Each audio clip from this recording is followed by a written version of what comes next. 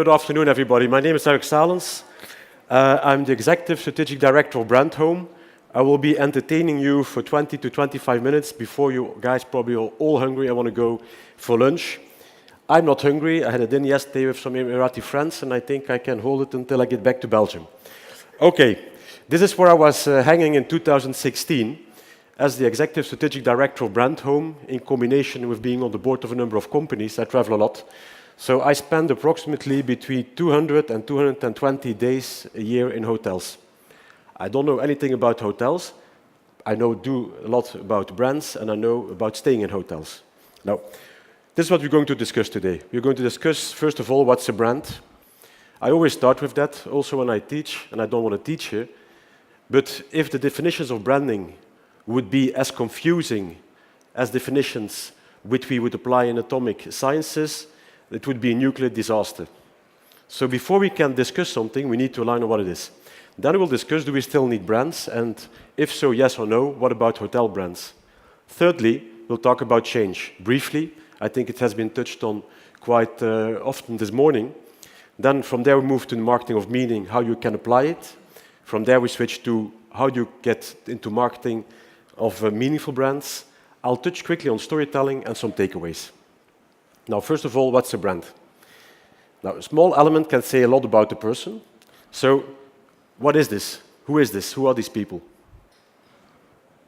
Louder, get some. Who is this? Yeah, Brad Pitt and? It's interesting, indeed. Who is this?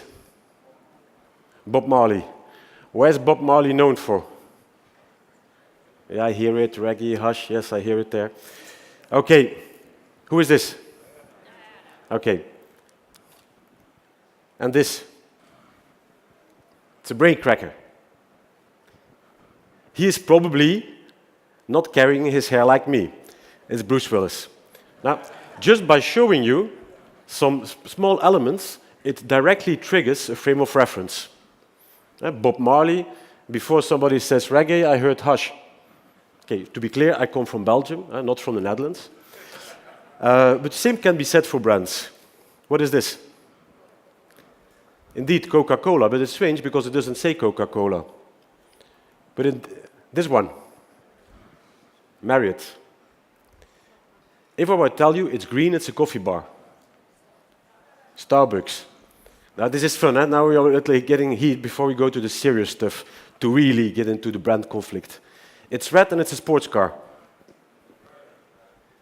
It's also interesting. Indeed, it's a Ferrari in our brain.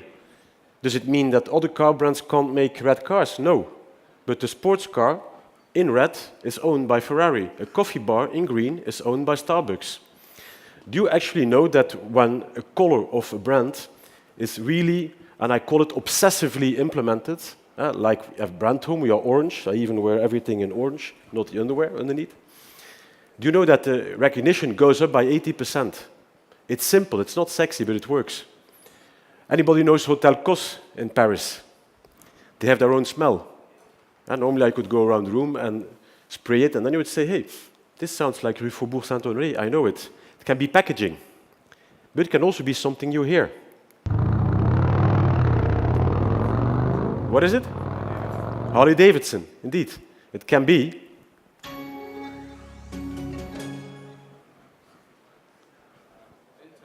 Intel, yeah, good. So it can even be a place. Showing this picture, you don't need to explain what it is. Everybody knows what it is. So basically a brand, it's a network of associations in your brain, and just by showing it to you, it triggers expectations, ideas. Mercedes, BMW, Mitsubishi, Tesla. I don't need to explain to you the difference. Because it's people like me who program the mind, the collective mind. It's a software that we put in the brain of people. In a way, you mess with the brain, but okay. But the brand is much more than that. And certainly when we go into services. And why is that? Because a product, it carries its own identity. Every car which is produced is the same car, because it's a product. A service, on the contrary, does not carry its own identity. Its identity is carried by the people who are delivering the services. And that's very complex when you go into service industries. Now, basically, you can brand anything. People who tell me, can you brand anything? I say, yeah, you can brand anything, because it's like you can write software for anything. However, writing a software means you write a belief system into people, their minds. And by having that software in their mind, people reward you with loyalty. And now we come to the most important part of branding. There are two conditions. The first of all is you need to be able to offer a premium experience. Premium, not what you think or consider to be premium, but what the receiver, the person who consumes the brand, thinks. And that leads to the most important thing of branding. It's creating inelasticity. You make people inelastic. Branding is creating inelasticity. When I teach to my MBA students and I ask them that question, some of these guys, they have 10 years of experience under the belt. You get remarks like, when you ask them what's a brand, it's image, it's a color, it's recognition, it's culture. That's all true. But at the end of the day, why do you do that? Because you want to make people less elastic. You want to make less price elastic, so you can charge them more and even very happy to pay. You can make people less service elastic. When you mess it up, when you deliver a bad service or a service which is not up to standard, people do come back and they give you a second or even a third, or sometimes, like I'm a Ferrari driver, the 20th chance, because it always breaks down. You make them less distribution elastic, people wait longer or they walk further. And then you make them less loyalty elastic. And here I want to ask a question in the room. Who owns a Hermes bag? It's like asking in Belgium who votes extreme right. Nobody puts up the finger, but they have 39%. Let me put it differently. Whose wife has a Hermes bag? Yes. Can I ask you a question? If you would buy your wife tomorrow a Gucci bag, do you think she would appreciate that? No. See, that's the thing. It's called the reversed upgrade. I bought my wife the first time a normal bag, then it went to Prada, to Gucci, to Louis Vuitton, to Hermes. But now if you come home with something less than Hermes, you're not giving her a gift. You better give her a plastic bag. That's the loyalty elasticity. So you want to make that inelastic. So branding is about creating elasticity on these 4 items. Now, second point, do we still need brands? Do you actually know that half of this room do not trust any brands? Because brands, it became a container. But people don't actually trust them. It's even further. Our research worldwide has shown that if any of us, they take 75% of the brands we use away, we don't actually care. We won't probably even notice. And there's an interesting thing which is called brandscaping. I will not elaborate on that today, but I was reading this morning the newspaper, I think it was the Gulf News or the Khaleej Times. Dubai has 604 brands in hotel business. Do you know how many brands people can actively remember in their mind, the consumer? Who says it's over 100 brands? Raise your hand. Who thinks people can really actively be conscious about more than 100 brands? Who thinks it's between 50 to 100? Yeah, it's between 50 to 100 brands. So when you are in total, everything, including your cars and everything, it's brandscaping. It would take us too far, but very interesting when I see all these investments here. Now, what was the most popular hotel in 2016? Which was the most popular hotel?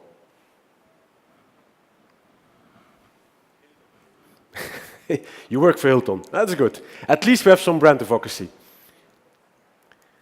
It was this hotel. It was voted the most popular hotel and the most wanted hotel on the Airbnb platform with, I think, over 31,000 people, which is quite high for an online platform. People just want to stay there. It's quite interesting. And why does that come? And we heard it this morning from some other speakers. There are 3 things which are playing an important role today in building, let's say, hotel service brands. First of all, there's a platform. Airbnb is the largest community platform of sharing in the world. I'm not saying they're going to remain it. I'm not saying that the traditional hotel brands are not going to catch up with them. I'm not saying all of them, it's just a fact at the moment. Secondly, they do not need any promotion for this hotel. People, it's word of mouth. its online postings.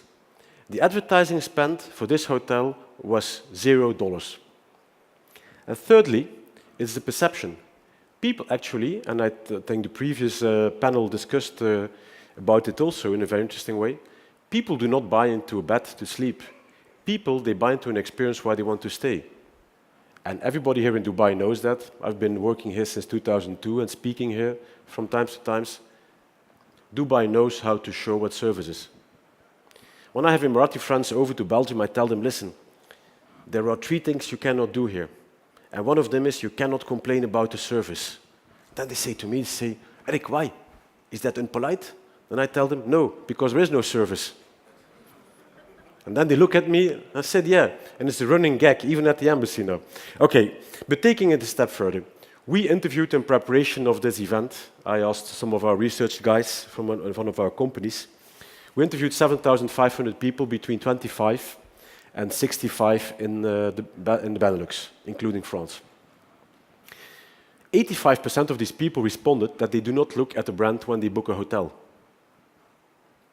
So which means that from a purely advertising perspective, so not from a branding perspective, you waste 85% of your budget because these people, you have not created any preference with them. So the question is, do we still need brands? I think we are going to evolve to a very challenging environment where I'm not sure if we still will need brands. The basic idea of a brand, which was a guarantee of quality, which sourced you, which auto-segmented markets. Is it going to happen in the hotel business? I think it's going to be a big challenge. I think it's going to be a very big challenge personally to keep the existing hotel brands at the level where they are and do not destroy equity, as well as growing the new brands which are coming up. But let's dive a little bit deeper into that. How can a brand be consistent and unique? And I'm very happy that the previous panel really elaborated long on that. This brings us to the aspect of internal branding and basically the creation of culture. When I talk internationally, also to some of my students, many of them, they say that Jumeirah, their customer service, is the best in the world. I'm not saying if that's the case. I'm just saying that it's living in their mind. So when the consumer thinks it's like that, it is a truth. It's not because what we are telling. Now, the interesting thing is, when you ask them why, what they say is that it has this obsession with following who you are. Because the world is changing, I will touch on that right a bit, and the more people are changing, our people in the industry who service the people also need to change. And that's the most difficult thing to do. Changing people, changing the behavior of people. And to make it even more complex and get everybody depressed by the time you get out of the room, we'll touch on some positive things later, I believe that in the next 5 years, we are going to see more change which will impact this industry than in the past 50 years. Now, this is going to be quite challenging. Now, this brings us to the aspect of change. Change is the only constant. Also Einstein said it. I find this always a funny one when you talk about the pickup of change. The more people actually own a mobile phone, which has been around, let's say, at a democratic price range for 10 to 12 years, and their toothbrush has been around for more than 100 years. I find it interesting because it shows when you have something unique, the pickup can go really fast. It's what you also saw with Uber. It's changing platforms. Now, where do we see change when you look at the hotel business? We see change in 3 parts: the market, customer behavior, and expectations. This feels a bit like the wrapping up of some of the previous sessions this morning. When you look at the market, Google, they have changed the way people find their hotel. I type into Google, travel to Dubai, and then the algorithm of Google. And I did the test on 2 screens. I did it on my computer, and I did it on one of the computers in the office. Why is that? On my computer, the Google algorithm knows who I am, recognizes my IP, recognizes my profile. When I do it on a computer who they don't know who is behind, it's either on the previous profiles or just at random. Google basically changed that. They can direct you. And we still think that we can change the digital. No, digital has commoditized like the offline world. It has become a big business. The most important thing today, I think, for any hotel which wants to be creative when they go to market is to find the loopholes in the system. It is, how can you bypass Google? How can you bypass Facebook? How can you outsmart them? And I'm going to say something, but it's interesting to who do you go to? Who do you turn to for these people who know how to, let's say, find the loopholes in digital platforms? You have to go north. And it's perhaps not politically very correct what I'm going to say, but these are the people who know how the online gambling business works, how the sex industry works, how the sports betting works. These people know how to bypass the digital system. When we sometimes build campaigns for clients, I send my teams to Stockholm, where these programmers are, and they will tell you how you get the highest visibility without paying too much. This being said on Google. Second thing is, the price and the margin structure has been changed by Booking.com. They are disrupting it. They basically took away from us, from our marketing departments, our ability to price. So you have to start taking back. Because at the end of the day, and this comes more to, let's say, an ethical discussion and on societal behavior, all these disruptor companies, at the end of the day, what they do, they shake up, let's say, the existing companies, these challenges, but they destroy a lot of value. They also destroy a lot of employment. So we really have to ask ourselves, do we want to participate in that or not? It's an interesting question to ask. How do you break down a system? It's interesting.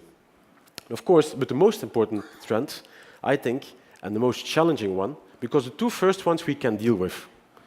The Google we can deal with, the Booking.com we can deal with, but this one is totally different. Airbnb, for example, has changed the idea, the concept, we call it in our business a proposition definition of what a hotel is. Everything can become a hotel. Before a hotel, it was like this big building where there was one person standing there, you came in, you say hi, you went to your room, in the morning you got up, and perhaps when you checked in late enough, it was the same person who was checking you out. It was infrastructure, let's say infrastructure business driven.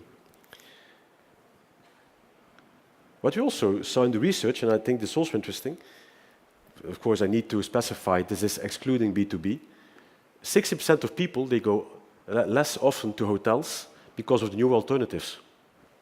And I also see that in our company. We have a policy that, for example, the junior strategic consultants, the junior creative people in some of the agencies we own, they have a $200 or euro budget a night.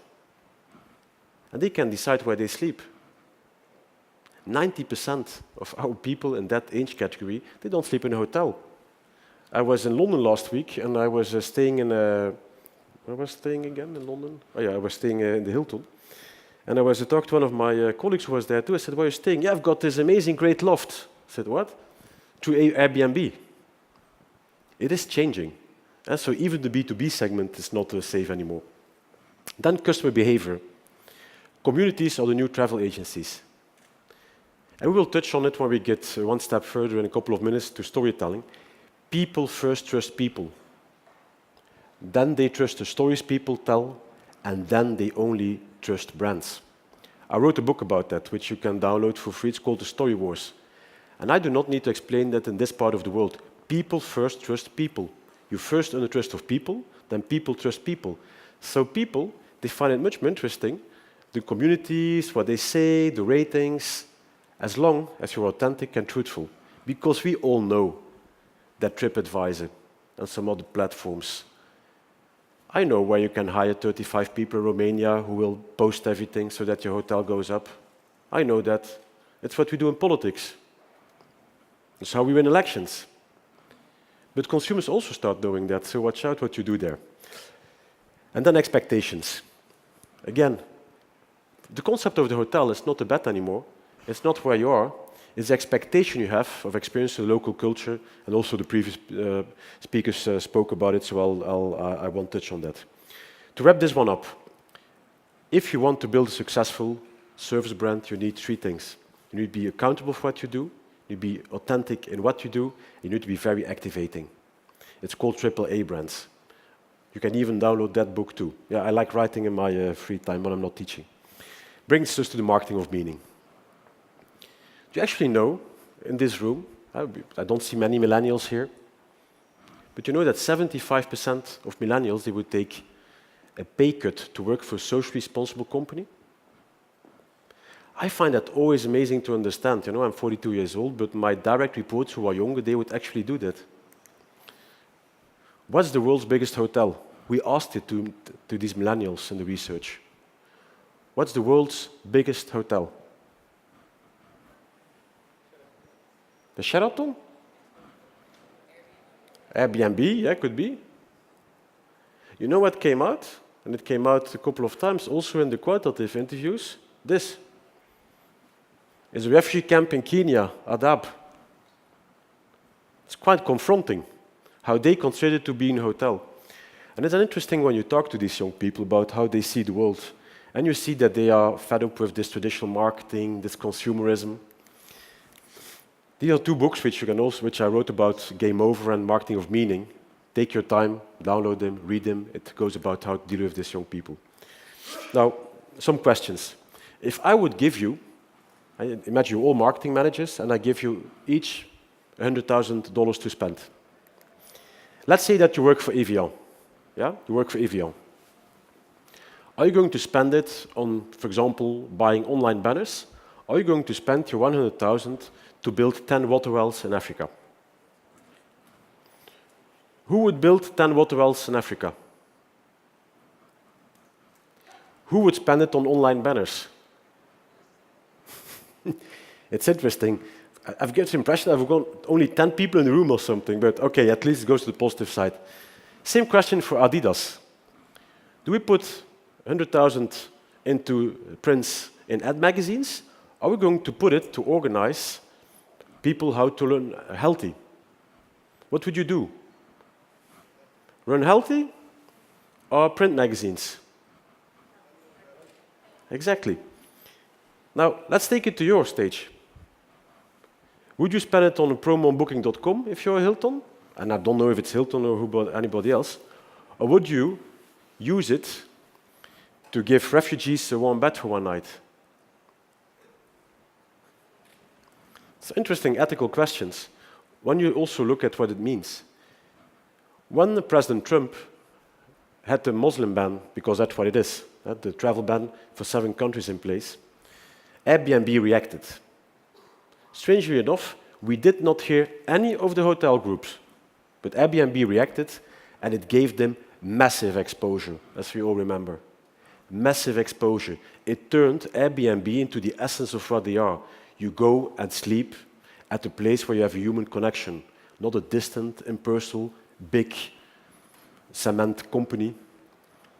And they even went all the way, having this spotted during the Super Bowl, which, as you know, is quite expensive.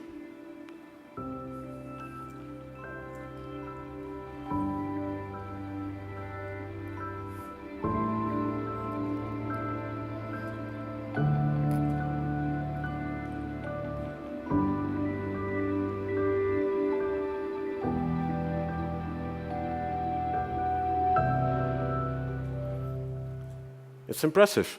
You can say it's a little bit cheesy, but putting that at the Super Bowl, your competitor out of the category depositioned all of you all together by doing what really matters most in hotel. It's sheltering people. It's taking care of people. The hotel is what drives internationalization, what drives how many people look at the world. And when I was young, I studied hotel management. I never worked in it. But I remember one lesson, and it was a lesson which, unfortunately, as traveling a lot, I experienced myself many times. What's the worst thing that can happen to anybody arriving at the hotel? Late at night on a trip, that the hotel is overbooked. It's the worst thing that can happen to you. Same like with an airline. So this being said, and what we also researched, and it was interesting, we asked people, what would you prefer? A hotel that has puts a new swimming pool in place, or a hotel that invests in people? 82% says, no, we prefer a hotel that invests in people. We don't need a swimming pool. Now, coming to the marketing of meaning, I need to speed up a little bit. It's very easy. If you want to become meaningful, everybody says, yeah, what you need to do is put the customer first and offer the best experience. That's not very easy, of course. What you need is, first of all, local experiences. By 2020, baby boomers will be outspent by millennials on their nights. And a night in a hotel means a place they sleep. Perhaps it won't be in a hotel. We don't know in terms of numbers. Secondly, there's a sharing economy. We cannot close our eyes for that. What we see more and more also is that existing players are finally understanding it and speeding up, getting new concepts in there. Anybody knows generator hotels? Yeah? It's interesting, eh? Their logic is the bedroom is the least important part of the experience. I'm not going to go take you guys to the TV spot because it would take us too much time, but also other places. Booking.com, we know they are thinking about even integrating further down the road and getting more and more into travel business. We know that Airbnb is experimenting and that they did what we call brand extension analysis. It means that you do a test to see how far you can go with your brand. For example, could Patek Philippe make watches, or could Brioni make cars? It's the same logic which is behind. And Zappos are thinking about airlines. 3 is purpose. And this brings us close to what we were discussing before, about the real reason why you exist. It's requirement, CSR. Personalization, we know it. We talk a lot about data, but there's a difference between what I call big data and smart data. Right? Big data, you can have a lot of data, but it doesn't say anything. You need smart data. Big data is a kind of logic like, I fit into my shoes fit into my shoebox, so I fit into my shoebox too. From a big data perspective, it makes sense. From a smart data perspective, it's totally ridiculous. And then, of course, everything which is about adding value, which is quite interesting, because today when you look at a person, I do not believe anymore in segmentation, because you cannot segment people anymore. It's much more to understand how people evolve in how they are, let's say, traveling around the 24 hours they have in a day. That's a behavioral consumption model, which is not the same as behavior.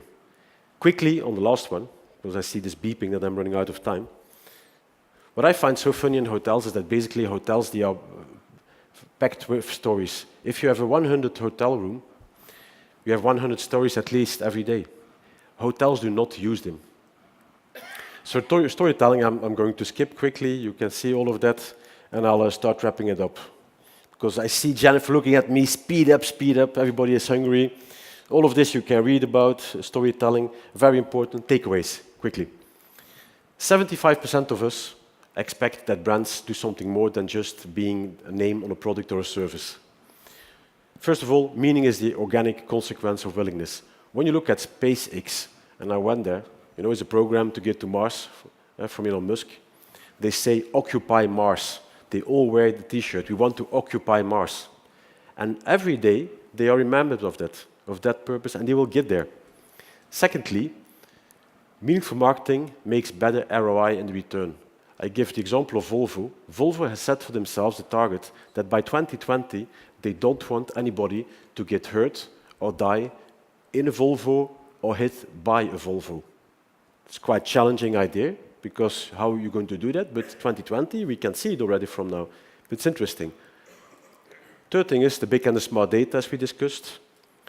The premium aspect, as we discussed in elasticity. And last but not least, find your own brand meaning. If I would be in your position, owning hotel brands, I would seriously think about that now.